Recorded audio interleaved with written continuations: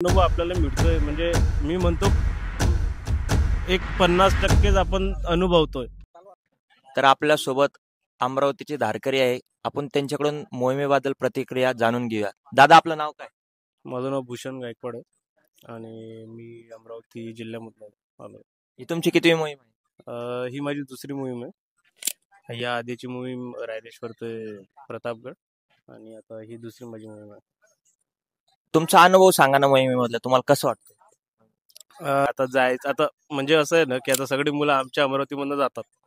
ठीक आहे, सगळे आपापले अनुभव सांगतात. पण आता असं आता जॉब आहे किंवा काम आहे त्याच्यामुळे जाणं होते. पण आता मागच्या वेळेस आम्ही निश्चित करून टाकले की आता जायचंच आहे यावेळेस. पण खरं इथं आल्यावरती माहिती पडतं की मोहीम म्हणजे काय.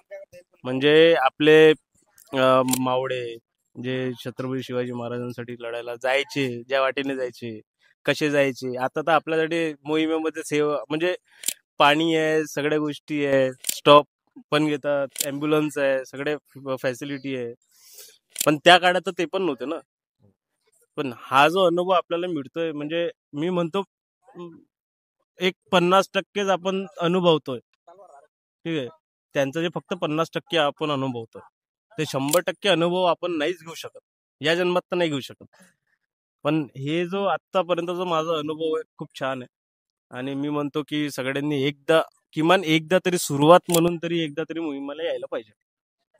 दादा, आपलं क्वालिफिकेशन काय झालं? माझं बीकॉम पहिले माझं बीकॉम नंतर MBA झालंय आणि आता मी एका IT कंपनीमध्ये आहे पुण्याला. माझं वर्क फ्रॉम होम ऑफिस सुरू असतं. म्हणजे बघा, बरेचसे जणांना असं वाटतं की मोहिमेमध्ये न शिकलेले आणि ज्यांना कामधंदे नाही तेच येतात. बरेचसे जण असे लगे कॉमेंट्स करत असतात व्हिडिओमध्ये. पण त्यांच्यासाठी दादाने एक उत्तर दिलेले आहे, वेल एज्युकेटेड लोक पण या ठिकाणी मोहिमेला येत असतात. आता आम्ही अमरावतीमधनं जे आलोय त्याच्यामध्ये एक CA आहे, एक इथेच बसले ते डॉक्टर आहेत, होमिओपॅथिक डॉक्टर आहेत.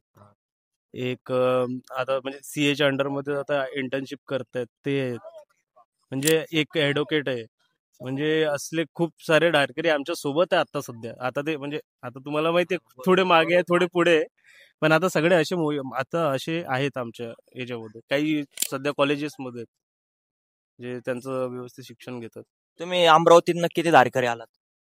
आता अमरावतीवरनं मला तरी आठवते 700-750चा आकडा आहे. म्हणजे अमरावती जिल्हा आणि आजूबाजूचे जे गाव जे अमरावतीपर्यंत पोहोचू शकतात ट्रेनचा ज्या वेळेस वेळ होता त्यावेळेस 700-750चा आकडा आहे. मग ते वाढत चालतो पुढे ट्रेनमध्ये. आता सध्या तर प्रत्येक वेळेस आता मागच्या वर्षीपासनं अमरावतीपासनं स्पेशल ट्रेन सुरू असतं.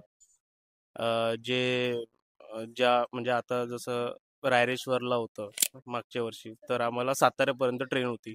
ज्याच्यामध्ये साताऱ्यापर्यंत जाणारे जेवढे पण स्टॉप होते ते सगळे घेत घेत साताऱ्यापर्यंत पोहोचली आणि तेच ट्रेन 6 दिवस 5 दिवस जेवढे दिवस मोहीम असतं तेवढे दिवस ते त्या स्टेशनलाच थांबतं आणि मग धारकऱ्यांना घेऊन परत आपापल्या गावी जातात.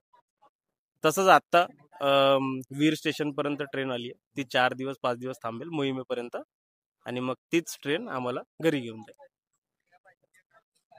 ही अमरावतीची माती पण पावन आहे, कारण की इथूनच राष्ट्रसंत तुकडोजी महाराज होते. धन्यवाद दादा, आपल्या सोबत चर्चा करून खूप आनंद झाला.